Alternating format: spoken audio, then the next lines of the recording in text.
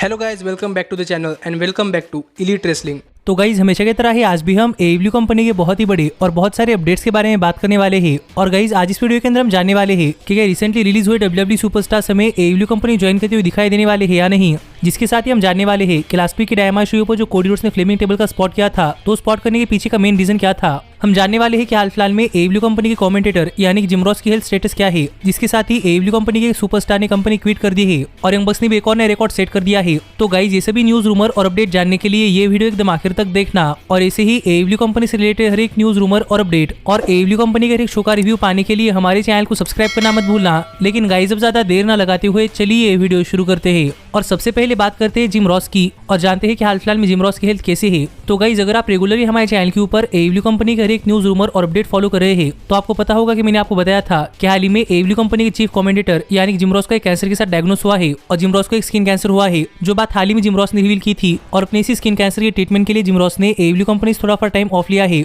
और हाल फिलहाल में जिम रॉस अपने स्किन कैंसर के ऊपर एक ट्रीटमेंट ले रहे हैं। पर इसके साथ ही हाल फिलहाल में जिम रॉस ने अपने हेल्थ को लेकर काफी सारे अपडेट्स दिए हैं और यहाँ पर रेगुलरली जिम रॉस अपने हेल्थ के बारे में अपडेट देते हुए बता रहे हैं कि एक के बाद एक जिम रॉस की हर एक ट्रीटमेंट सक्सेसफुली हो रही है और अब तक जिम रॉस के स्किन कैंसर का तीसरा ट्रीटमेंट सक्सेसफुल हो चुका है, जो कि काफी अच्छी बात है। जो अपडेट हाल ही में जिम रॉस ने अपने सोशल मीडिया हैंडल्स के थ्रू दी, जिससे आप समझ सकते हैं कि हाल फिलहाल में जिम रॉस काफी अच्छी तरीके से रिकवर कर रहे हैं। और गाइस ये देखकर मुझे काफी अच्छा लगा कि अपनी इस एज के अंदर भी जिम रॉस काफी अच्छी तरीके से रिकवर कर रहे हैं और यहाँ पर फैंस और रेसलर्स इन सबके तरफ से भी जिम रॉस को काफी अच्छा सपोर्ट मिल रहा है। तो मैं यही होप कर रहा हूँ कि जिम रॉस का स्किन कैंसर जल्द से जल्द ठीक हो जाए और जिम रॉस दोबारा से हेल्दी होकर AEW कंपनी के शोज के ऊपर आकर कमेंट्री करे, क्योंकि सच में जिम रॉस के बगैर AEW कंपनी के शोज के ऊपर कमेंट्री सुनने के लिए मजा नहीं आ रहा। जिसके ऊपर आपका क्या कहना है आप मुझे कमेंट कर बताइए और ये भी कमेंट कर बताना मत भूलना कि जिम रॉस की इस रिकवरी के ऊपर आपका क्या कहना है। लेकिन गाइज अब हम आगे बढ़ते हैं और बात करते हैं हमारी अगली अपडेट की और जानते हैं कि लास्ट वीक की डायनामाइट शो के ऊपर कोडी रोड्स ने जो फ्लेमिंग टेबल के थ्रू जाने का स्पॉट किया था, तो स्पॉट करने के पीछे का मेन रीजन क्या था। तो गाइज अगर आपने हमारे चैनल के ऊपर लास्ट वीक के डायनामाइट शो का रिव्यू वीडियो देखा है तो आपको पता होगा कि हमें लास्ट वीक के डायनामाइट शो के ऊपर कोडी रोड्स और अंद्रादे एल इडोलो के बीच में काफी बढ़िया स्ट्रीट फाइट मैच देखने को मिला था। जिस मैच के आखिर में कोडी रोड्स ने अंद्रादे एल इडोलो के ऊपर एक फ्लेमिंग टेबल के थ्रू एक काफी बढ़िया रिवर्स DDT लगाई थी, जिसके साथ ही वो मैच खत्म हुआ था।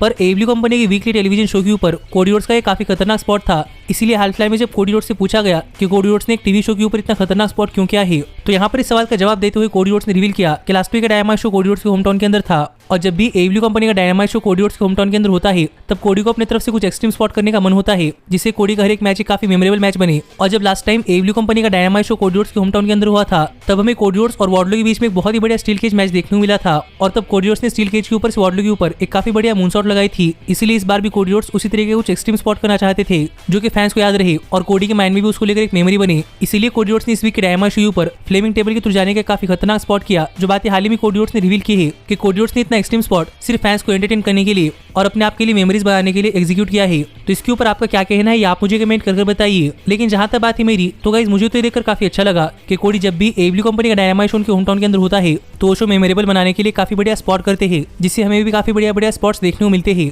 तो इससे मैं तो काफी खुश हूँ। पर गाइज अब हम आगे बढ़ते हैं और बात करते हैं हमारी अगली अपडेट की और जानते हैं कि हाल ही में AEW कंपनी के कौन से सुपरस्टार ने AEW कंपनी क्विट कर दी है। तो गाइज अगर आप बहुत पहले से AEW कंपनी को देखते हुए आ रहे हैं तो आपको पता होगा कि पहले के मुकाबले अब AEW कंपनी के अंदर काफी सारे सुपरस्टार्स हो चुके हैं और अब AEW कंपनी के पास इतने सुपरस्टार्स है कि उनमें से हर एक सुपरस्टार को रेगुलर टीवी टाइम नहीं मिलता और उनमें से कई सारे सुपरस्टार्स हमें रेगुलरली AEW कंपनी के डायनामाइट शो पर कम्पीट करते हुए नहीं दिखाई देते। पर फिर भी वो सुपरस्टार्स AEW कंपनी के बाकी शोज यानी कि डार्क या फिर डार्क एलिवेशन शो के ऊपर कम्पीट करते हैं और इनमें से एक सुपरस्टार ने AEW कंपनी क्विट कर दी है। और गाइज वो सुपरस्टार कोई और नहीं बल्कि AEW कंपनी की विमेंस डिवीजन के अंदर एक काफी ब्राइट फ्यूचर दिखाई देने वाली सुपरस्टार बिग सॉल है। और हाल ही में बिग सॉल ने अपने ट्विटर के ऊपर एक पोस्ट कर बताया कि फाइनली टोनी खान के साथ बातचीत कर टोनी खान और बिग सॉल इस डिसीजन के ऊपर पहुंचे हैं कि बिग सॉल अब AEW कंपनी के साथ एक और कॉन्ट्रैक्ट साइन नहीं करने वाली और बिग सॉल का AEW कंपनी के साथ करंट कॉन्ट्रैक्ट भी एक्सपायर हो चुका है। इसीलिए बिग सॉल AEW कंपनी छोड़कर जा रही है और ये बैड टर्म्स के ऊपर नहीं बल्कि काफी अच्छे टर्म्स के ऊपर है। जो बातें हाल ही में बिग सॉल ने एक ट्वीट कर बताई कि बिग सॉल को ऐसा लग रहा है कि उन्हें और ज्यादा देर तक AEW कंपनी के साथ काम नहीं करना चाहिए और इसीलिए वो AEW कंपनी छोड़कर जा रही है। जो बातें बिग सॉल ने हाल ही में बताई, जिस पर आपका क्या कहना है आप मुझे कमेंट कर बताइए। लेकिन गाइस जहां तक बात है मेरी,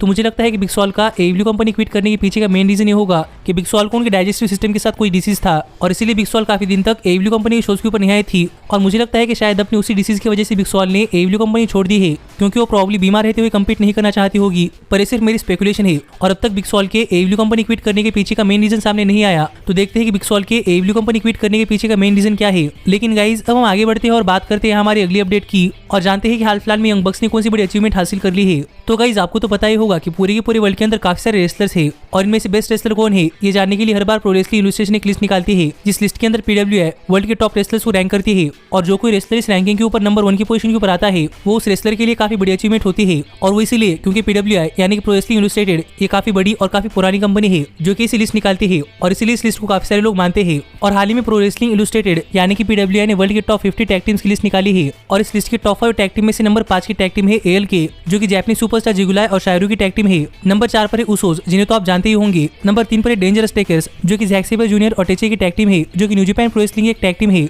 नंबर 2 पर आते हैं लूचा ब्रोज जो कि एडब्ल्यू कंपनी की टैग टीम है और गाइस नंबर 1 पर आते हैं यंग बक्स जो भी एडब्ल्यू कंपनी की टैग टीम है। और इस तरीके से यंग बक्स ने फिर एक बार अपने नाम के ऊपर एक और काफी नया रिकॉर्ड कर लिया है कि यंग बक्स इस साल की पीडब्ल्यू के टॉप 50 टैग टीम्स की लिस्ट के अंदर नंबर 1 की पोजीशन के ऊपर आए हैं, जिसके ऊपर आपका क्या कहना है आप मुझे कमेंट कर बताइए। लेकिन जहां तक बात है मेरी तो मुझे लगता है कि यंग बक्स के लिए काफी ऑनर की बात है और मेरे हिसाब से यंग बक्स इस लिस्ट के अंदर नंबर 1 पर आना डिजर्व भी करते हैं क्योंकि यंग बक्स ने इस साल में बहुत ही बढ़िया मैचेस दिए हैं, चाहे वो MJF या फिर क्रिस जेरिको के खिलाफ हो, जॉन मॉक्सली और एडी किंग्स के खिलाफ हो या फिर लूचा ब्रोस के खिलाफ हो। लेकिन इस साल यंग बक्स ने बहुत ही बढ़िया मैचेस डिलीवर किए हैं, इसीलिए मुझे लगता है कि यंग बक्स इस साल इस लिस्ट के अंदर नंबर 1 की पोजीशन के ऊपर आना डिजर्व करते हैं। पर गाइज अब हम आगे बढ़ते हैं और बात करते हैं हमारे सबसे मेन अपडेट की और जानते हैं कि क्या हाल ही में WWE ने रिलीज की हुई सुपरस्टार्स हमें एडब्ल्यू कंपनी ज्वाइन करते हुए दिखाई देने वाले हैं या नहीं। तो गाइज आपको तो पता ही होगा कि हाल फिलहाल में WWE अपनी कंपनी से बहुत सारे सुपरस्टार्स को रिलीज कर रही है और इसके पीछे का मेन रीजन ये बताया जा रहा है कि WWE इन सभी सुपरस्टार्स को अपनी कंपनी से बजट कट्स के चलते रिलीज कर रही है। और यहीं पर WWE के लेटेस्ट रिलीज बैच के अंदर काफी सारे नाम थे जैसे कि कीथ ली, कैरियन क्रॉस या फिर जॉन मॉरिसन और WWE ने इन सभी सुपरस्टार्स को अपनी कंपनी से रिलीज कर दिया है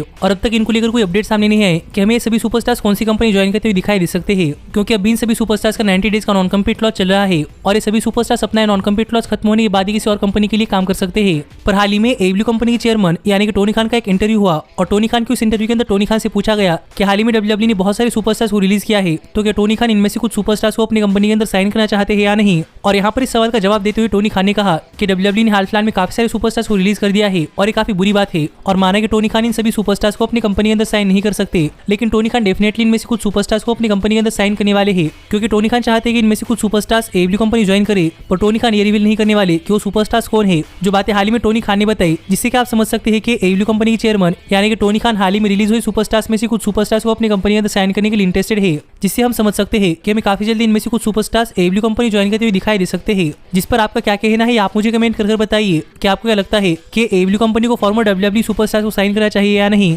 पर गाइस जहां तक बात है मेरी तो मुझे लगता है कि एडब्ल्यू को इन सभी सुपरस्टार्स को अपनी कंपनी के अंदर साइन करना चाहिए, क्योंकि ये क्लियरली WWE सुपरस्टार्स नहीं है, क्योंकि इनमें से किसी भी सुपरस्टार ने WWE की टेलीविजन के ऊपर कुछ ज्यादा बड़ा काम नहीं किया। इसीलिए मेरे हिसाब से एडब्ल्यू को इन सभी सुपरस्टार्स को अपनी कंपनी के अंदर साइन करना चाहिए, क्योंकि ये सभी सुपरस्टार्स एडब्ल्यू कंपनी के अंदर आकर एक काफी बड़ी सुपरस्टार बन सकते हैं, जिससे कि एडब्ल्यू कंपनी को भी फायदा होगा। इसीलिए मेरे हिसाब से एडब्ल्यू को इन सभी सुपरस्टार्स को अपनी कंपनी के अंदर साइन करना चाहिए। पर ऐसे ही एडब्ल्यू कंपनी से रिलेटेड हर एक न्यूज, रूमर और अपडेट और एडब्ल्यू कंपनी के हर एक शो का रिव्यू पाने के लिए हमारे चैनल को सब्सक्राइब करना मत भूलना। पर अब मैं मिलता हूं आपसे अगली वीडियो के अंदर, पर तब तक stay healthy, stay happy and keep watching elite wrestling. Hey, did you like that video? Click the screen for more. And where do you think you're going? Check out our official merchandise page and to support the entire cast. And thanks so much for being the elite. The elite, the elite. What, Nick, you're not going to sing it all with me this time?